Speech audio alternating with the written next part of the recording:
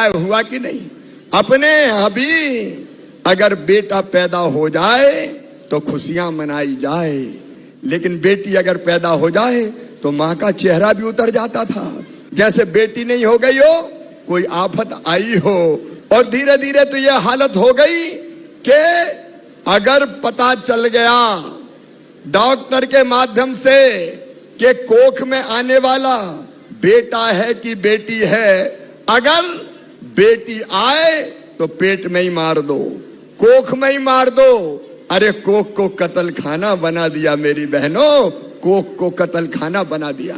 और इसके कारण यह होने लगा कि बेटे ज्यादा पैदा होने लगे और बेटी कम जन्म लेने लगी। 1000 बेटों पे 900 बेटियां रह गई, 912 बेटियां।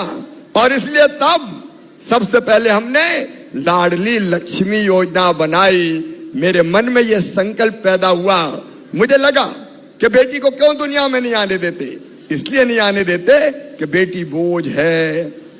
तो मन में विचार आया कि शिवराज ऐसी योजना बनाओ कि मध्य प्रदेश की धरती पर बेटी पैदा हो तो लखपति हो, लखपति। और इसलिए लाडली लक्ष्मी योजना में हमने तय किया कि बेटी अगर जन्म लेगी तो 2 बेटियों तक वो लाडली लक्ष्मी होगी। उसके नाम से बेटी के पैदा होने के बाद पैसा जमा सरकार कर देगी। और जब वो पढ़ाई करेगी, 5वीं पास करके 6वीं में जाएगी तो 2000, 8वीं पास करके 9वीं में जाएगी तो 4000, 11वीं में 6000, 12वीं में फिर 6000, और कॉलेज में जाएगी तो मेरे बहनों और भाइयों चिंता मत करना, मामा 12,500 रुपया बेटी के खाते में डालेगा। कॉलेज पास करेगी तो फिर 12,500 डाले जाएंगे, और 21 साल की होगी तो सीधे 1 लाख रुपया बेटी को मिल जाएंगे। बेटी लखपति बन जाएगी। टैलेंट है, स्किल्ड मैन पावर हम तैयार कर रहे हैं। एक और नई योजना मैं शुरू कर रहा हूं, अभी 4 तारीख को लॉन्च हम करने वाले हैं। और वो योजना है मुख्यमंत्री सीखो और कमाओ योजना।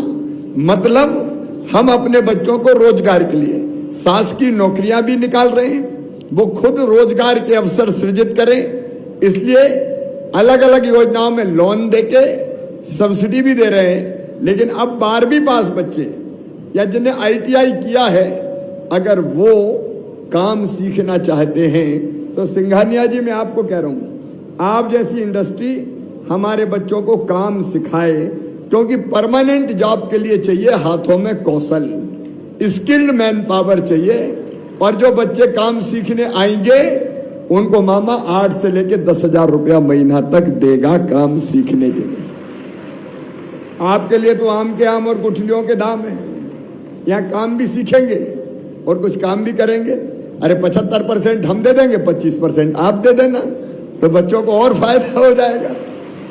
एक नहीं, ऐसी अनेकों योजनाएं बनाते हुए हमारी सरकार आगे बढ़ रही है।